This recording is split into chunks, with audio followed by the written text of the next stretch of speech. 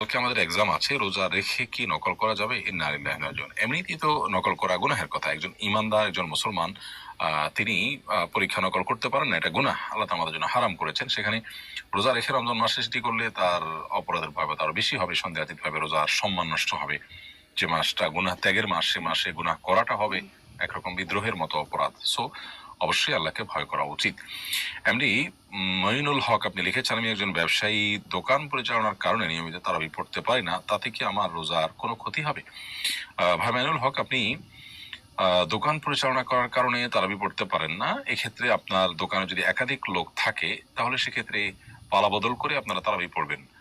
ব্যবসায়ীদের বিভিন্ন শপিং মলে, মার্কেটে তাদের সুবিধার্থে একাধিক টাইমে তারাবি নামাজ হয়ে থাকে। সো সেই তারাবি নামাজে কখনো আপনি গেলেন, কখনো আপনার কর্মচারী পাঠালেন, কখনো সহকর্মীকে পাঠালেন, এভাবে পাল্টাপাল্টি করে আপনি পড়ার চেষ্টা করা উচিত।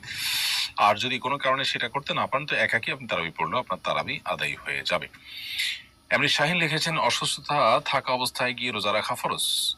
আপনি যখন অসুস্থ হবেন, এমন অসুস্থতা যে অসুস্থতার কারণে রোজা রাখার জন্য শারীরিক সামর্থ্য আপনার থাকবে না, তখন আপনার জন্য রোজা রাখাটা ফরজ হবে না।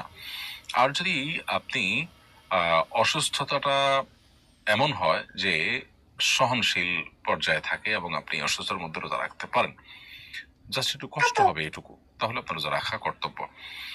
যে অসুস্থতার ফলে রোজা রাখতে গেলে আপনার মৃত্যু, অঙ্গহানি বা সীমাহীন কষ্ট হতে পারে, যেটা অসহ্য হয়ে যাবে আপনার, সে পর্যায়ে হলে তখন আপনি রোজা না রেখে রমজানের পরে